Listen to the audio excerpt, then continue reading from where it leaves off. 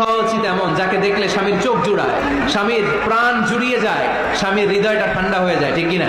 এমন ভাবে আপনি আপনার স্বামীর সামনে নিজেকে প্রেজেন্ট করেন যাকে আপনাকে দেখলে আপনার স্বামীর চোখ জুড়িয়ে যায়, হৃদয়টা প্রশান্ত হয়ে যায়, আপনাকে দেখলেই আপনাকে ভালোবাসতে মনে চায়, ঠিক কিনা? এজন্য রব্বুল আলামিন বলেন, আমি নারীদেরকে তৈরি করেছি লিতাসকুনু ইলাইহা, যেন পুরুষেরা স্ত্রীদের সংস্পর্শ যখন পায় পুরুষদের হৃদয়টাকে প্রশান্ত করে দেয়। কে?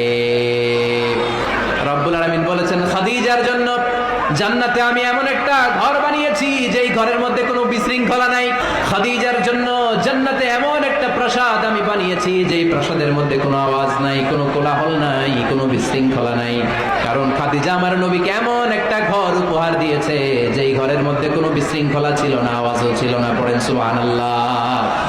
আল্লাহ রাসূল যখন সারাদিন কাফেরদের মাঝে কোরআনের দাওয়াত দিতেন, কোলাহল, মারামারি, জীবনের ঝুঁকি নিয়ে মক্কার কুরাইশদের মাঝে যখন দাওয়াত দিতেন, সব বিশৃঙ্খলা, ঝামেলা, গোলমাল শেষ করে রাতের বেলায় যখন খাদিজার ঘরে বিশ্বনবী ঢুকতেন, বিশ্বনবীর হৃদয়টারে প্রশান্ত করে দিত কে?